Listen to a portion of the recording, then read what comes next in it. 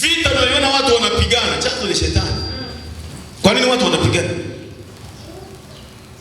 Magonjwa unayoyaona yanatesa watu, madaktari wamehangaika, wametibu, mengine hawayaoni, chanzo ni shetani. Hata umaskini unaoona, chanzo ni shetani. Ulevi uliopindukia unaotusababishia majanga kwenye barabara zetu. Watu wanalewa, shetani anawaambia ukishalewa wewe ndio sasa ndiye mtu wa dunia hii. Wewe ndiye boss. Tena anaendesha pikipiki, anaendesha gari, amelewa. Chanzo ni shetani. Maana pombe wengine hawataki kuzisemea kama ni shetani, maana na hata viongozi wao wanakunywa. Mimi nasema pombe ni shetani. Ndio. Hata kama kiongozi wako anakunywa, mimi sina ugomvi na kiongozi wako. Nakwambia wewe. Amina. Dhambi. Pombe ni shetani. Ndio. Na kama unainywa unapigana, si shetani? Shetani. Kama unainywa unaacha mke wako anaenda kuzidi, si shetani? Shetani. Kama unainywa unaendesha chombo cha moto unaua mtu. Kama hapa tuna msiba hapa chini. Ndio. Kinasemekana dereva alikuwa amelewa. Lewa kabisa. Na mwenzako anamwambia sasa nikusaidie, nimeshaona wewe kabisa umelewa, umekunywa pombe, tulikuwa tunakunywa wote, umetetemeka. Na wengine akinywa anatetemeka maana alishi ni ndogo.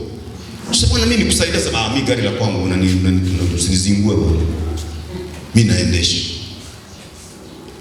Haya umetuharibia miundombinu, taa zetu zimegongwa na jamii yetu na mtu wetu amekufa. Sasa pombe si shetani? Shetani.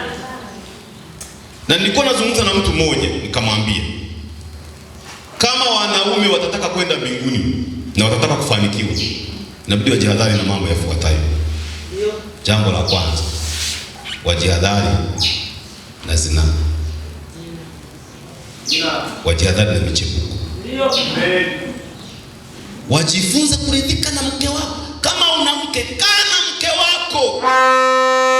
Nje huku kuna shida. Na mama wenzetu wakisha, yani mfanyie mengine yote, mnyime chakula, mnyime nguo, lakini asikie unapenda. Wa mama si kweli? Kweli. Mtashirikiana mfanye hivi, lakini akisikia mwanaume ana mchepuko, yani hata ungemfurahishaje hawezi kufurahi. Na wengine ndio chanzo mnawatega wenzenu dawa mnaoa. Kwa sababu ya wivu wa mapenzi. Na wengine mnawanyima chakula. Anaenda huko kumbe hawajapika, anarudi kwako anakuta na wewe hujapika, mwanzo umejua amekula kule, kumbe kule hawamjali. Kwa hiyo wanaume wanaonisikiliza, ukitaka kufanikiwa kwenye maisha haya, jihadhari na mchepuko. Idivika na familia yako. Amen.